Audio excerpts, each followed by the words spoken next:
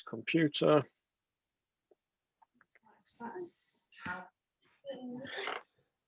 Okay, this is going to take the form of a discussion. So, be polite, be courteous, be professional. It's also being recorded, so don't say anything libelous or anything that's going to get you into trouble. For those that don't know me, my name is Adam Mitchell, Agile coach. Been doing Agile for about 16 years, over a decade as a contractor. I'm now working for a consultancy. I've worked in the Middle East, Asia, Europe, North America, everything from aviation to pharma to investment banking to local government. So a moderate, rounded view. I mean, just look at some of the individuals we've got here. I'm in good company. A bit of an interesting topic, that one that I do think is worthy of discussion, and I do want this to be a discussion. So it's about 10 slides. I'll bring up a slide, I'll set the scene for a minute or two, and then we'll have 5-minute chats, and we'll jump on to the next one. Okay, which film is this?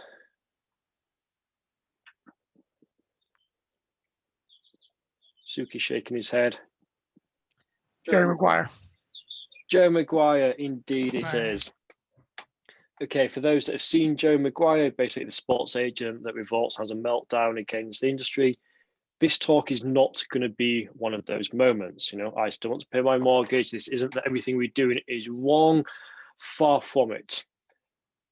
But has everything we've done for the past 20 years been fantastic? Is there any room for improvement or anything like that? I think it's only fair that we can have an honest, open and frank discussion about the past 20 years.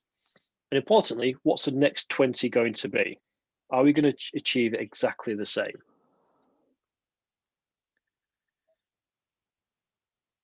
So what have we done for the past 20 years? Have we been guilty of celebrating mediocrity? Consultancy and contracting, it's a bit of a funny one. There's lots of great examples. There's a plethora of examples of companies that fail when they don't do good enough. Countless examples of films, automotive, Blockbuster, Laker Airways, even like football managers. Very, very short-lived, ruthless. If you do not do a good job, that is it, you are out. Obviously, we've got the best football team in the world here with Brian Clough and Leeds United to prove that example. Why don't consultancies fail? Why don't contractors get blacklisted like company directors if they do a bad job? I was thinking back, in the past 2 decades, the only instance I can remember of a consultancy making the news, and I can say this because it was in the BBC, was when Atos managed to mess up the NHS. Apart from that, and if someone feels to jump in, have any consultancies failed? Do we really get negative press in our market sector? And let's not kid ourselves, it hasn't been 20 years of blissful, fantastic transformations. There have been a lot of failed transformations. If you take the FTSE 100, so obviously there's 100 companies there. There's more than 100 consultancies in the UK. Each one of those could spend 5 years each and have 3 or 4 goes at it in the past 2 decades. And like, great, all the FTSE 100 is now Agile. But that hasn't really been the case, has it? We are still doing transformation. And transformation is hard. We are doing with large multinationals that are literally spread around the globe, 100,000 strong. These are hard things to do. But so often when I go into clients, I'm not the first coach they've seen. Hopefully I'll be one of the last. But you see the pens, the folders, the little badges shoved to the back of the drawers and cupboards from the previous person or people that went in. No tangible change apart from being a few $1 million lighter. But is anyone to blame? We work in an industry there's no regulation. There's no government oversight. There's no committees. It's a free market economy. Okay, Suki, you must have seen this film.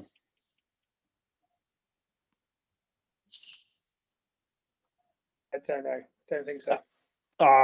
Catch Me If You Can. Fantastic film. Leonardo DiCaprio. Is it Frank Abigail Abhinav, something like that? Abhinathi, yeah. Yeah, brilliant. A sort of con artist, but the way he does it, there's so sort of a laissez-faire approach to any form of checks or regulations. He got away with lots of stuff, everything from being a doctor, a stockbroker, to piloting a plane on takeoff. How is this possible? Well, he did it because it was easy to do, and no one challenged. Adam, I mean, I was going to come in here. I mean, it's sector specific, but I mean, it was a couple of years ago maybe, but Lord Agnew wrote about the civil service being infantilized by its use of consultants, and how the more you use consultants, the more you need consultants. And you asked, like, okay, who's to blame? But is it almost like a self-perpetuating market? I think that's true, Dan. That's kind of what I said to the tagline, huh? Did we all both win and lose at the same time? What has been the positive impact of this? Don't get it wrong, it's not all doom and gloom. There has been lots of positive impact. But we can't really blame anyone. We aren't regulated.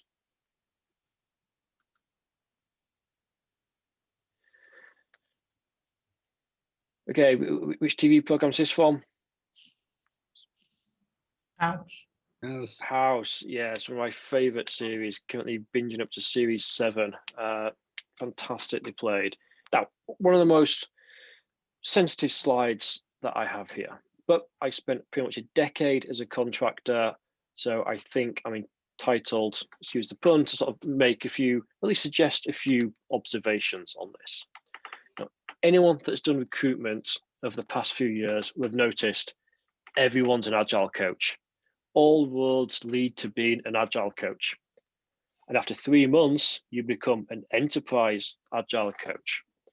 Now, I interviewed one person during lockdown who said, 12 months during lockdown, they'd gained 3 years worth of experience. And they weren't joking. It's a webinar. They weren't joking about it. They seriously thought, yeah, I can get away with that. He's going to be back to school. He's taking exams, period. Yeah, no. He's taking fucking exams. And he's been sitting with his Sorry, I'm going to stick you on mute. There we go. That's better. Thank you very much. If we made those claims anywhere else, we get struck off. I mean, the overall quality out there for those I've been interviewing recently, you'd be quite surprised. The overall quality isn't too great. That's not saying there's not fantastic people. There is. That's not saying that people that deliver quality, that can deliver value, should get paid what the market demands. Of course they should. It'd be foolish to think otherwise. It's a free economy. But I haven't known another profession like this, where everyone thinks, great, regardless of what I did before, I could have been a project manager, program manager, QA test lead, tech arc. Now I'm working Agile, I get 6 figures. I don't know, it doesn't something that quite sits right with me. Potentially, should we pay a Scrum Master more than a doctor? A doctor has to go to medical school, has to take out vast amounts of loans, saves people's lives. A Scrum Master looks after 6-7 people. There may be cases where, yeah, you do need that top 5% Scrum Master. Indeed, I've hired some recently, helping me at a client, pay them handsomely. Henry? Adam, it's not a question of whether we should. I mean, obviously, Scrum Masters shouldn't be paid more than doctors, but it's just a factor of the industry that we work in. How can the big 4 consultancies charge upwards of £2,500 to £3,000 a day when they generally put in the juniors to actually do the work? And for me, it's just a factor of the industry that we work in, and that the client says, well, obviously if I employ one of the big 4 consultancies, I get their name and I get that cachet on the report, and the board will accept it much more than an independent, even though the independent a contractor or freelancer is going to be possibly much more experienced and much more beneficial to them. So it's I've never really tried to compare what we do and what we earn with other sectors. It is what it is, and one has to then place oneself against colleagues or other people that one's competing against to say, well, I am worth as much as, if not more than, or less than that person simply on track record and capability. So I think the comparison is understandable, but it could be specious because it doesn't really apply. We are where we are. Yeah, no, that's a fair point, Henry. And if we do go for peer-to-peer evaluation, we're then forced into, the industry bodies like Scrum Alliance, Agile Alliance, Scaled Agile, which again, there's nothing wrong with those, but they're then the closest thing we have to governance by achieving credibility with one of those. Is Dean the closest thing we have to a cabinet office member or someone that can regulate us? If we go down that, you need certain certification to get certain worth. Yeah, I do believe in the Agile space, you need certification. Certainly the capability of showing that you have fully understood the capability through getting certification. And that so do I. We have here, definitely one SPCT. So that's, top of the tree when it comes to safe. Suki, that wasn't easy to get, was it? That wasn't a case of turn up for 2 days, get a badge and tick a box. It's funny, I was having this conversation earlier with somebody else, but it was 2 years from starting the journey to coming out the other side. Yeah. Lots of reading, lots of books, and it kind of forces you to improve yourself. It forces you to kind of read a lot more, and and I think that's quite right. I'm a Scaled Agile Framework Agilist, and certainly in the clients that I've worked with where we've been trying to apply Agile at a corporate level, where we brought it in at the development teams and the Scrum Masters that we've been utilizing, we require them to be certified. It's not just a question of saying, I'm a Scrum Master, I've done 3 years doing this. Practical experience is beneficial, but certification is much more important because it shows the person's been trained to a certain standard. I do agree with that, Henry. I mean, the only challenge I'd maybe throw out there, and maybe it's not regulation, but it's actually governance, because I think we just see a lot of certification factories at the moment and no real governance around the quality of those certifications and how they relate to each other, what they bring. So yeah, I do agree, but there's definitely the case where you can do a 2-day course and then in theory you can go out and get a job, right? Can I just jump in? So it's an interesting question around Scrum Master versus Doctor, because the actual thing about a doctor is you have to go through your medical school, you have to do all of the exams, you have to do all the qualifications, but your doctor is only really going to treat you if they've had experience with lots of patients. They've had experience in the GP surgery, they've been rotated around the wards. At that point, they then become a doctor. So the idea of multiple certifications by themselves, and I've hired enough SPCTs and SPCs to tell you guys that a lot of these people don't actually have the experience to solve a problem. So it's not Scrum Master versus Doctor, but it's experience versus experience. That's the question. And in most cases, most Scrum Masters are exactly that. They've done a bit of this and a bit of that. They don't really have the experience to deal with difficult situations. That's the way I've looked at it most of the time. No, it's a very good point, Yusuf. I mean, I'd love to see more professional pride amongst us. I mean, as Suki said, you need to read books, write blogs, attend meetups, be part of the community, go to conferences. I mean, my wife will attest, I plan my family holidays around from conferences in the good old times when we could actually travel. But I just see that as part of the norm. I also wonder if it highlights a dysfunction in the hiring process as well, right? Because I know there's probably jobs that I could get if I went to interview, but could I actually do them? Probably not. But actually, we make quite big financial decisions based off an hour conversation. I don't know the answer to that, but yeah, just possibly that's a dysfunction or an anti-pattern. Could be, yes. So the perfect storm for a change. So we've had 20 years. What about external factors like IR35 and COVID? Are those going to do anything in our favor? Oh, I think IR35 is going to be a big impact on the contractor sector, because the client, I mean, it's very clever from the government. HMRC have said, you know what, we'll give the problem to the end client rather than the agencies or the contractor anymore, because all we care about is getting the tax and NI in.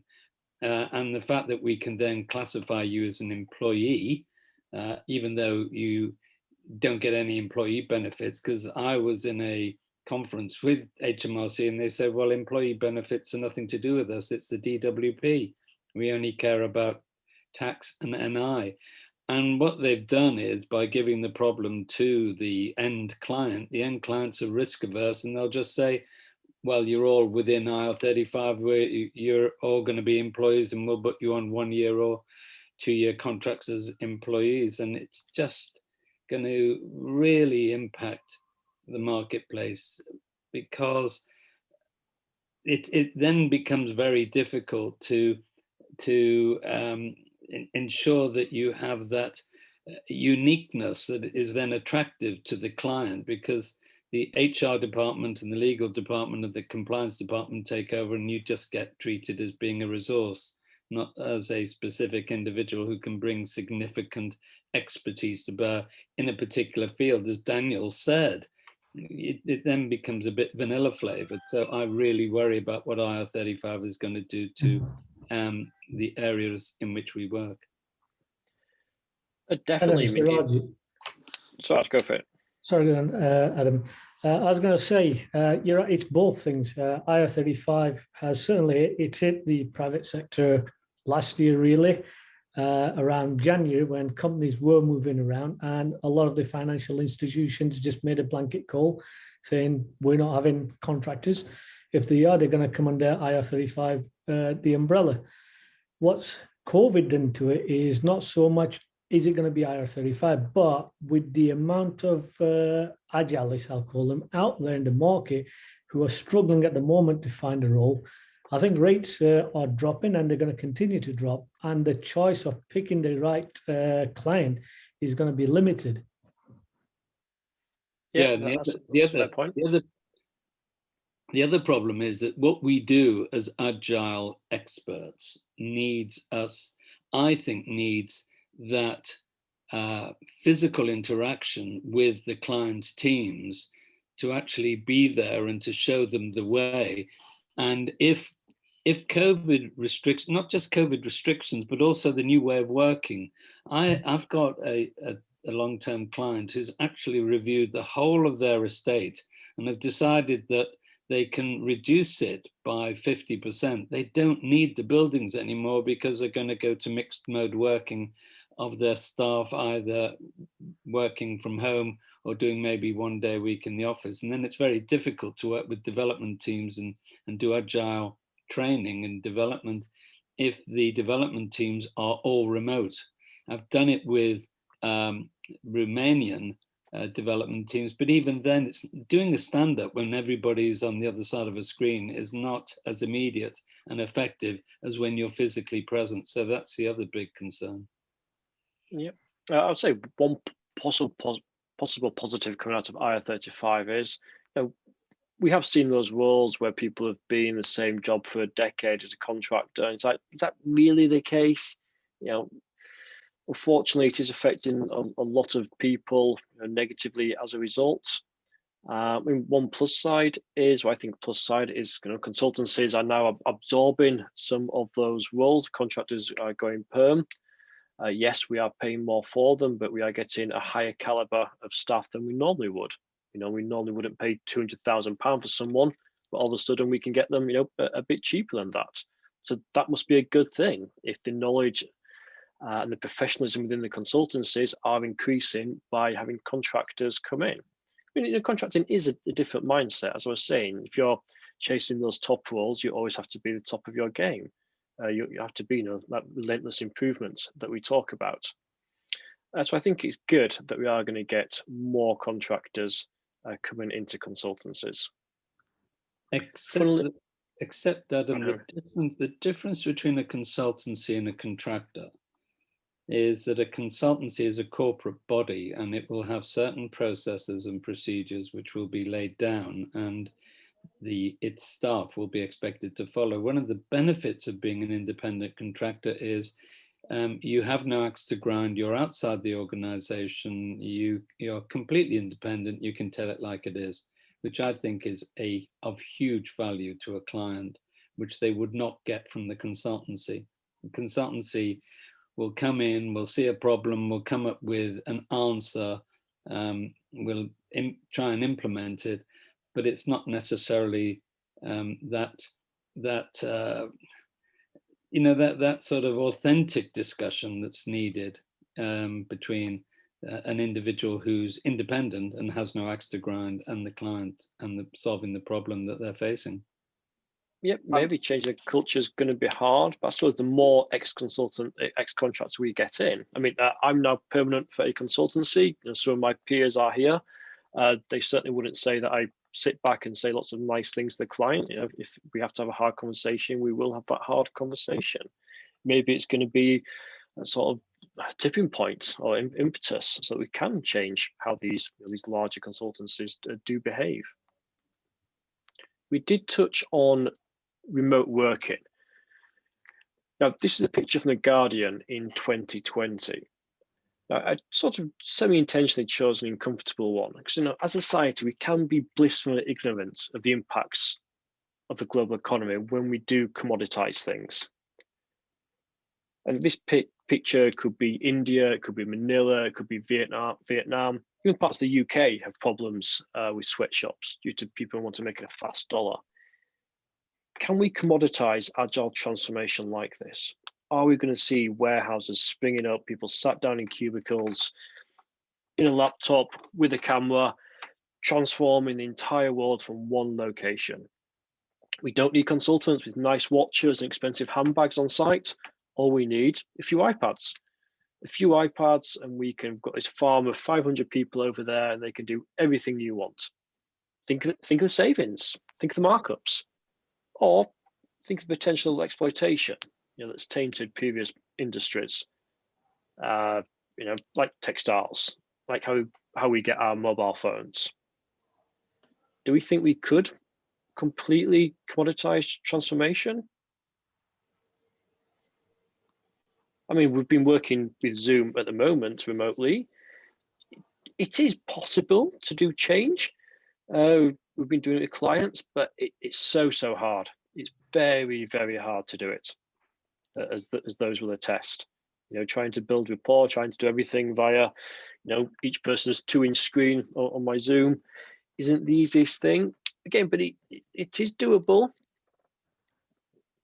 Or I think it comes back to Henry's point, doesn't it, about kind of remote working. That is kind of you can only go so far without that personal interaction, without that kind of element. You kind of lose far too much. So, is somebody going to try it? I would say yes, they are, because eventually there will be. Will it actually work? I would question losing that kind of personal interaction, losing that kind of element of co-location, and that I think will challenge. Certainly will challenge the chances of success. There's an interesting point. I suppose who's going to say no? I mean, we offshore call centers. The companies seem to enjoy it. Obviously, the people in the countries that are getting the jobs seem to enjoy it. But who's going to be the person that says no? This is not what we want. Going back to the original thing we had about consultancies, and did we all win? Did we all fail?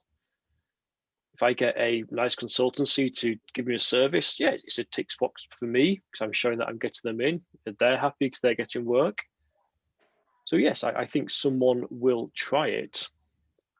Could it work? Adam, can you commoditize something that isn't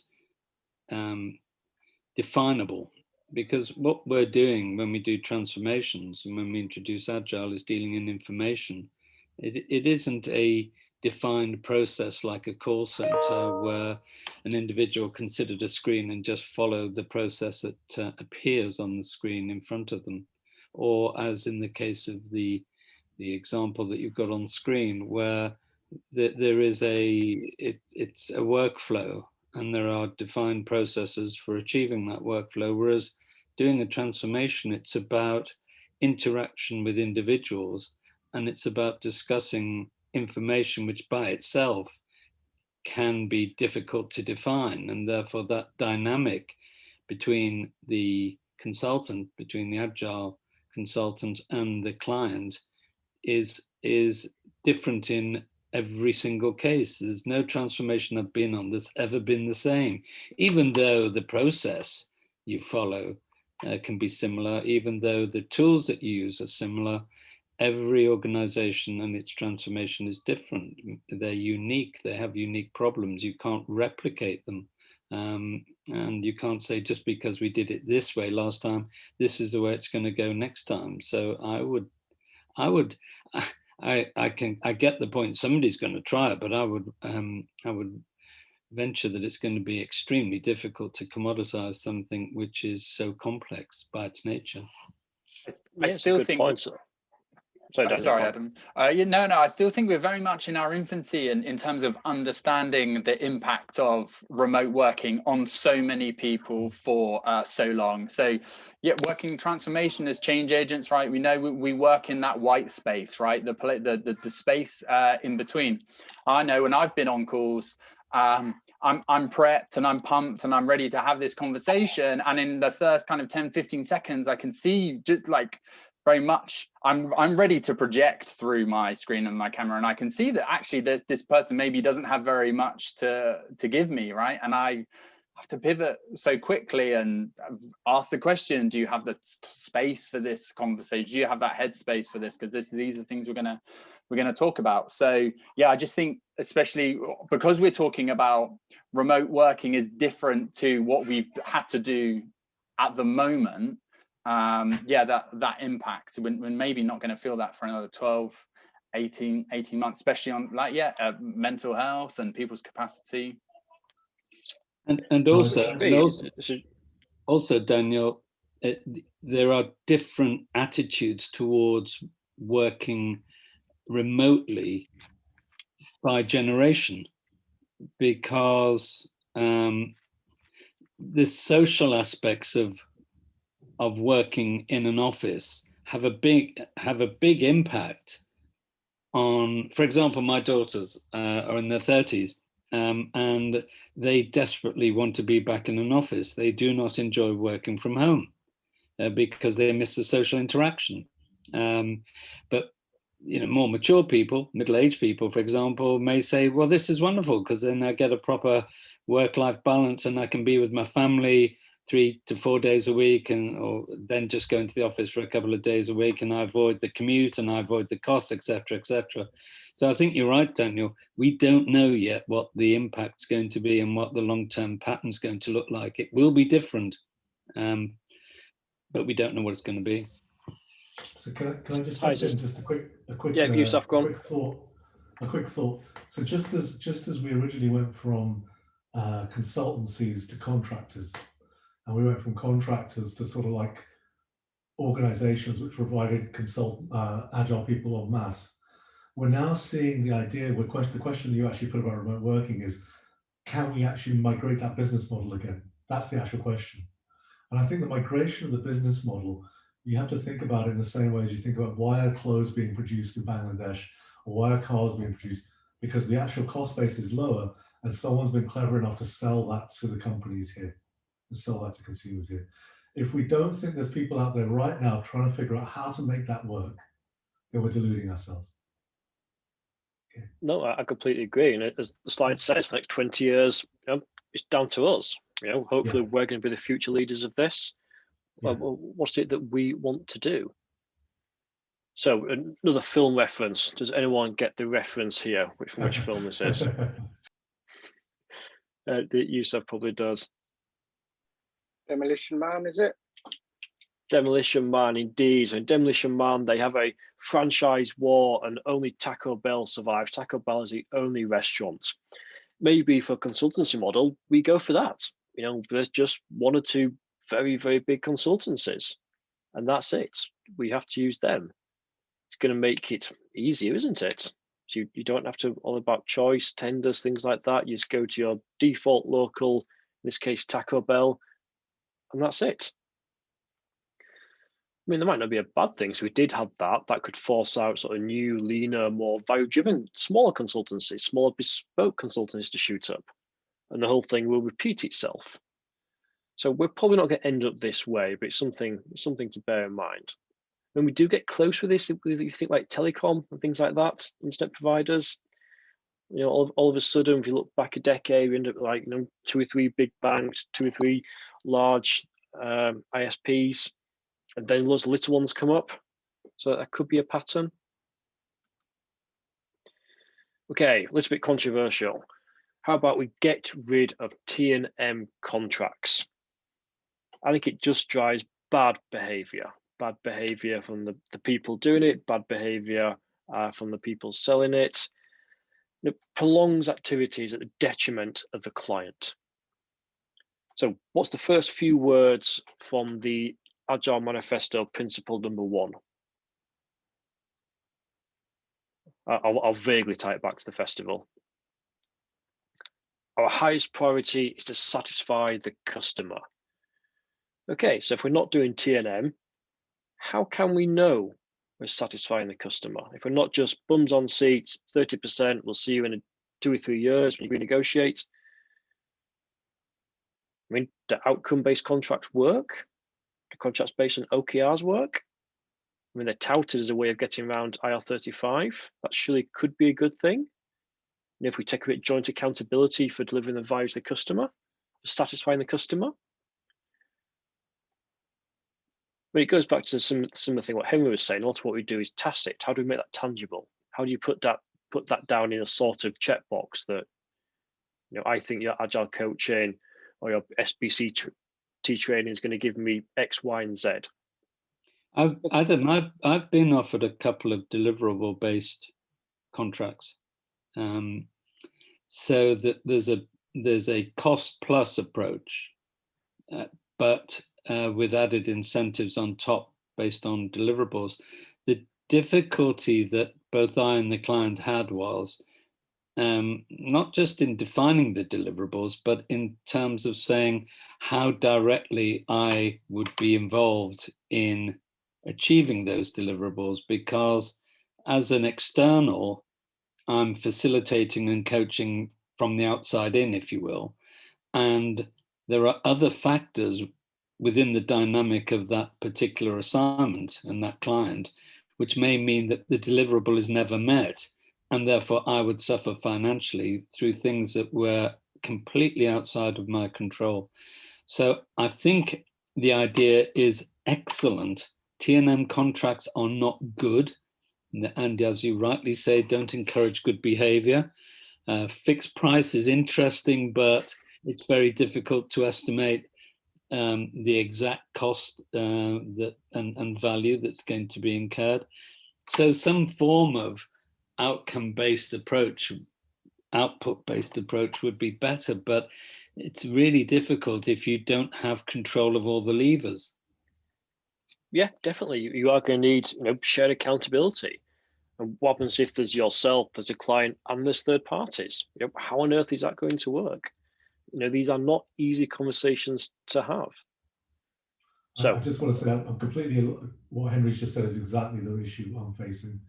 In that the question I put through back was, how do you know that's the deliverable you need right now? And they if you already know what the deliverable is, why do you need me? And so the alternative that I proposed, which I've managed to get traction on with 2 clients, is how about the deliverable is that we sort you out so you can do my job. And that was that was only 2 clients have taken the bait on it, and they actually did it. But it was a really interesting conversation because that pivots the whole thing around. You're responsible. We'll show you how we do work, and then you take it on from there, which also gets rid of the contractor staying for 20 years they mentioned as well. Yeah, definitely. One of the things that I've done in the last couple of clients, Yusuf, is to identify with the decision-making team, which is normally the senior execs, to say, okay, so what does good look like in 6 months' time? And get alignment on what good looks like, and therefore what are the deliverables that are required in 6 months' time, and therefore if those deliverables are achieved, we can then gain the benefit personally from achieving those deliverables. But it still carries risks because it only requires a change in the market. I mean, COVID's a great example. I was sailing along in a very interesting transformation assignment, and the day after lockdown, the client rang me and said, that was back in last March in 2020, client rang me and said, I'm sorry, we're getting rid of all of our externals because we're effectively mothballing these transformation projects. So I like the idea of deliverables, which the client has agreed are the things that are to be achieved in, say, 6 months' time, because that's where there's less chance of change happening or significant change happening, and then getting that written into the contract. But both sides, as Adam said, need to be responsible. Yeah, so I've got even a more crazy idea. How about earnouts? So any of you used to acquisitions, be used to this. You know, we buy a company for X million and we're going to pay you that based on future performance that you hit X amount of targets. For the bigger transformations, if I'm going to go into a Fortune 500 in for 10 million and they want, you know, decrease cycle time, increase efficiency, how about we tag it to that? You know, you get 6 million now, 4 million deferred by 18 months or something. Again, I really think we should, you know, hold Dia more accountability, doing more good stuff. Again, bums on seats, 30%.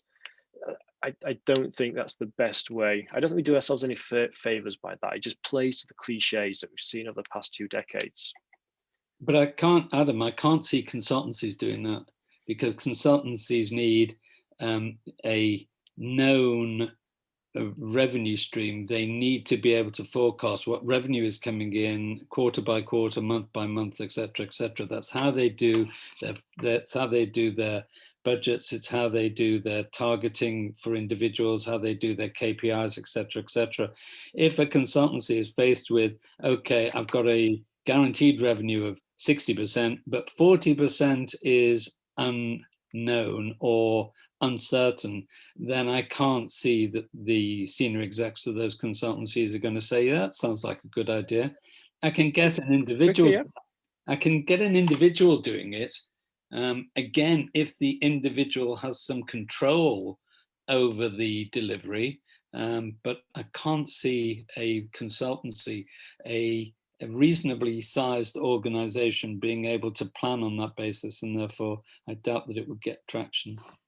Yeah, I mean 40%, that is about on the margin. But imagine you're the CIO, the CTO, you've had every consultancy in before, you know, you've burnt 15, 20, $50 million, but you still need to progress, and someone's willing to take a bit of that risk. Again, similar to what I was saying about commoditizing, offshoring, transformation. Someone's going to try it. It's just how we market it.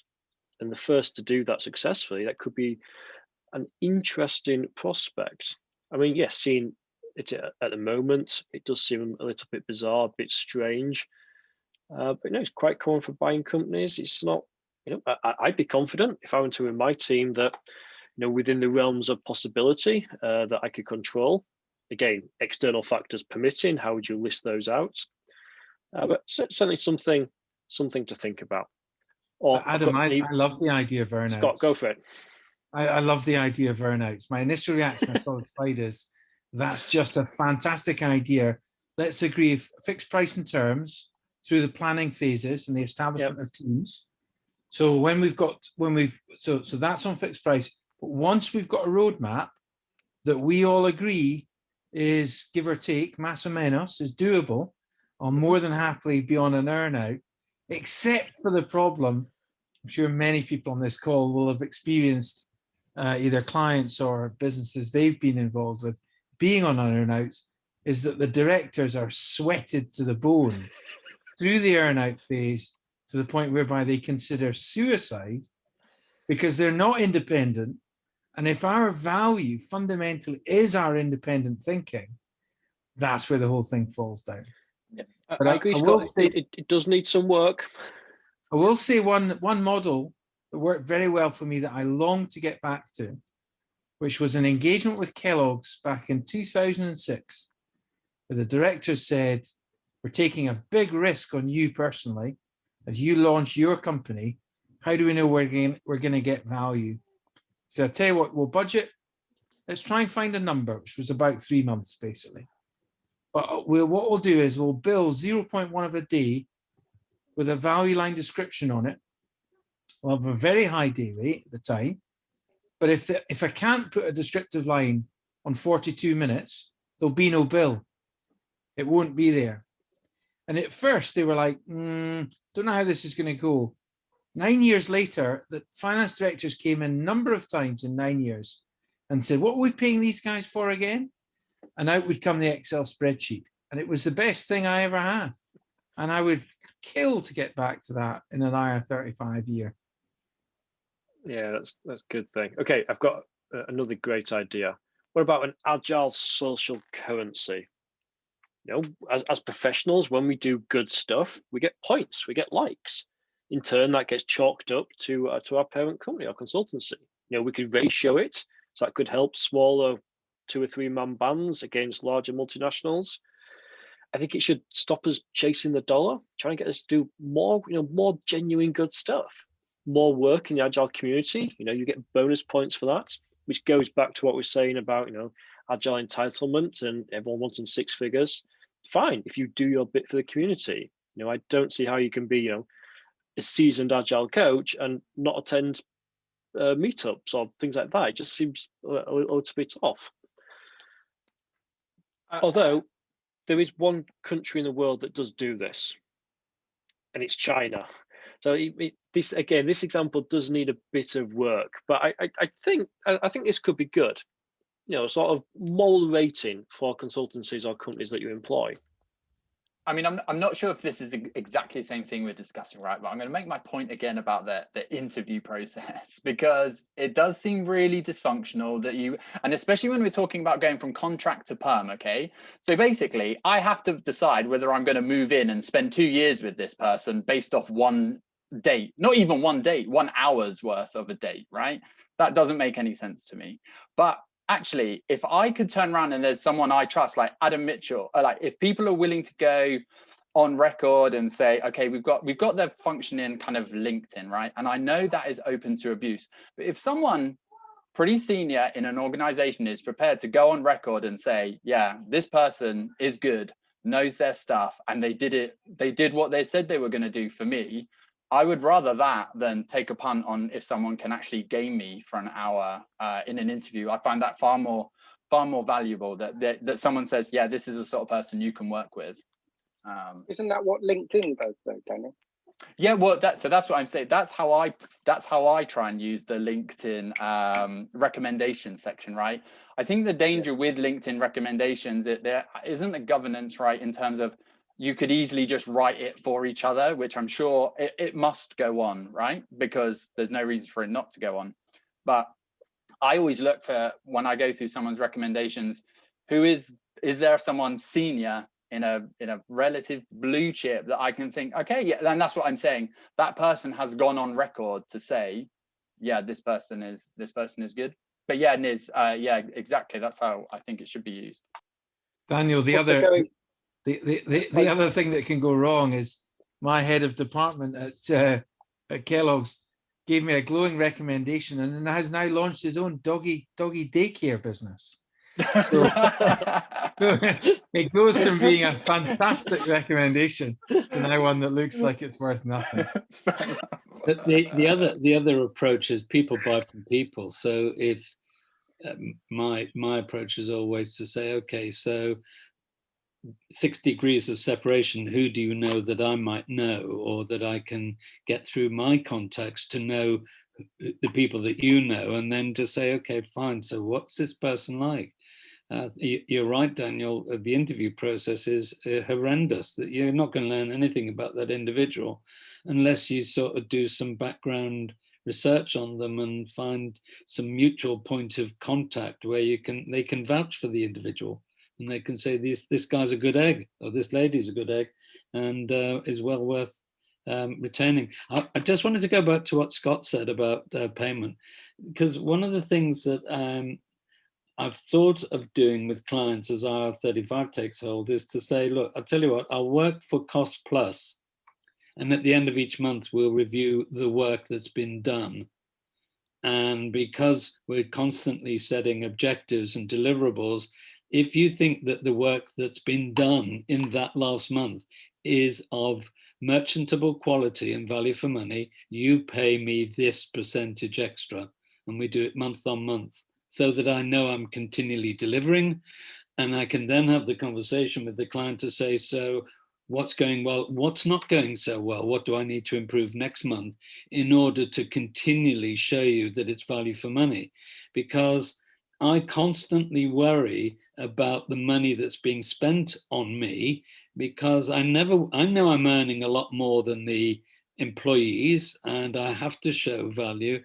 And therefore, to have that conversation is a way of ensuring that the client feels protected. They've got good insurance. If that person doesn't perform this month, I am not going to pay them the bonus in effect. But if they do, and we've agreed the deliverables, and we have, and the other benefit is you're having a constant conversation with the client and proving your value and your capability to that client. So that's something that I've been thinking about, which, as you said, Scott, gives me pause for thought and maybe a way of developing that further with the clients and making it worth their while as well. Can I just say, Okay, good points. If anybody needs some likes, let me know. I'm starting a business after this call. Thank you, Yusuf.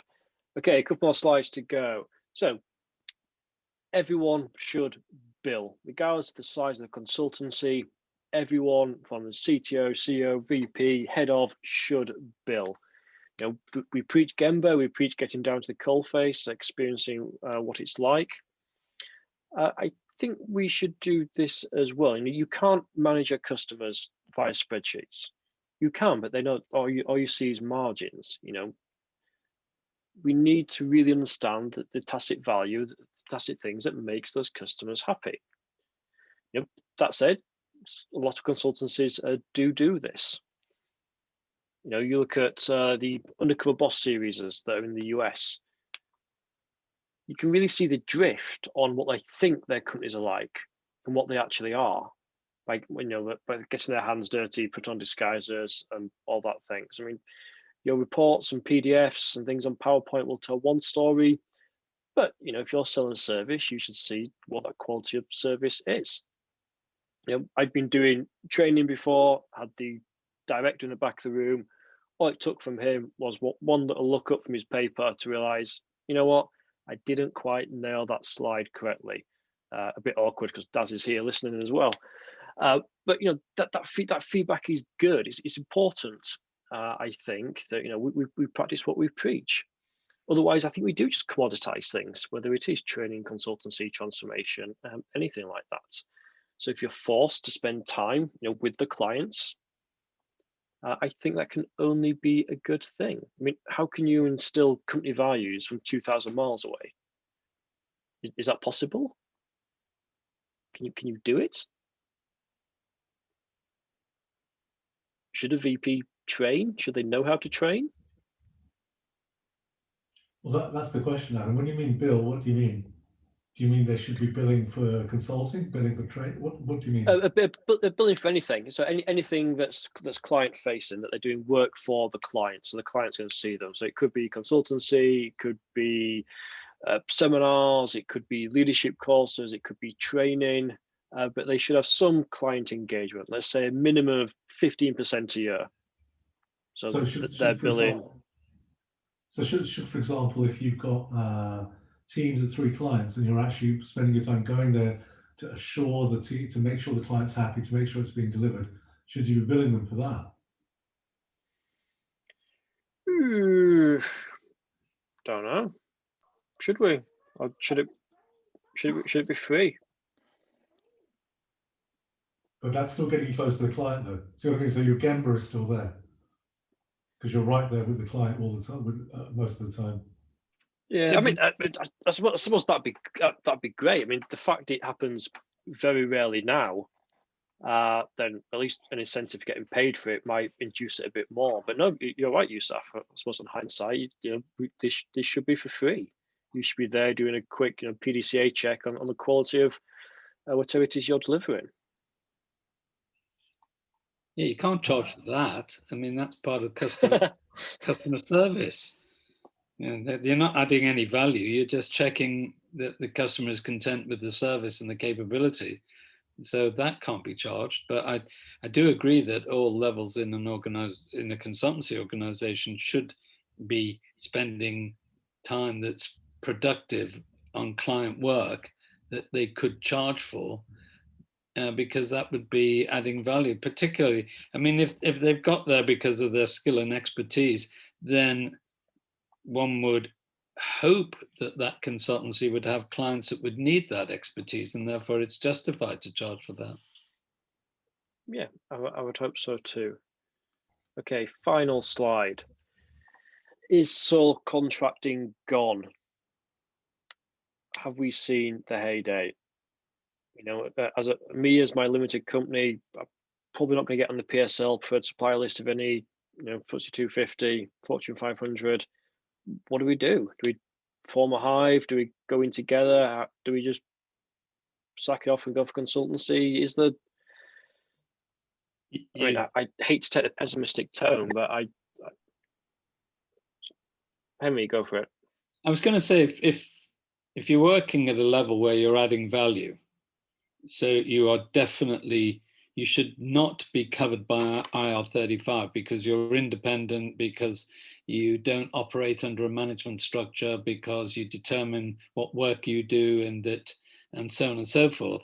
Then really my philosophy is I haven't had a role through an agency in the last 5 years. All of my roles have come through personal contact.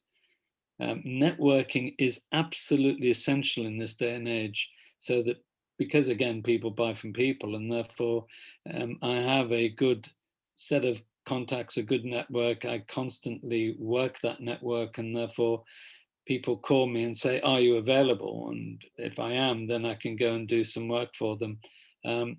Forming a hive, I've tried to do that with some guys that I know, and the problem is it's the dynamic is invariably everybody's got different objectives and different drivers, and they're at different points, and they have different networks. And the work that we do as well, I think, is essentially individualistic. They're paying for you as an individual because of your knowledge, your capability, your style, your approach, your skills, and therefore trying to form that into a group of people. For me, maybe it's because I'm a loner, and I like like Clint Eastwood going into town, shooting up the bad guys and riding out again. I find it easier to work through my network and get assignments that way. And I avoid the agencies. Even when they ring and say, oh, you're available, it's going to be obvious that it's not going to be an assignment that I can win on my own approach. It's going to be hedged around with limitations and restrictions. So I prefer working through a network and getting assignments through contacts and people buying from people, if that helps. And for those contractors where it is niche, it is outside IR35, it is more sort of outcome based, I think those rates might even increase. If we get rid of some of the long-term contracts, being there for decades doing the same job, I think possibly we could see a rate increase, which wouldn't be a bad thing for that specialism. I definitely think IR35 is going to see a reset. It's going to take time, but I think it will see a reset to the market.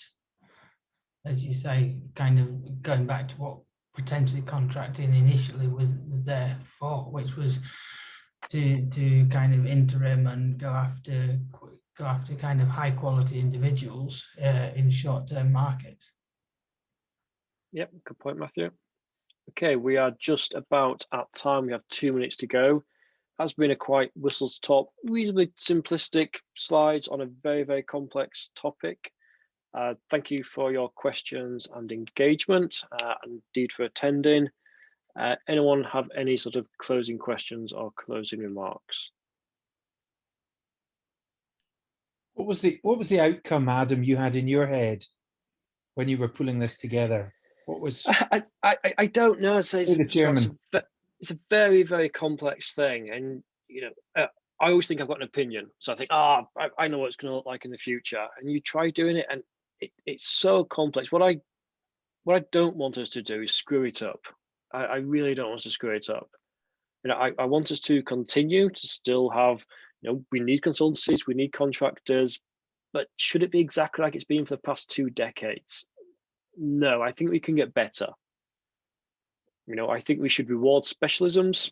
Like I said, I don't think we should celebrate mediocrity anymore. I don't think there's any need for it.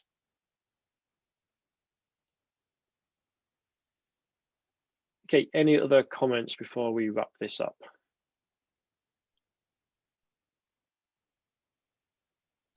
Nice. Thanks very much, Adam. Thanks for good conversation. Thanks for sorting out. Thank you. Really interesting. Really good. Perfect. Ladies and gents, thank you very much then. I'll end the recording and have a great evening. Take care. Adam. Thanks, everyone. Goodbye.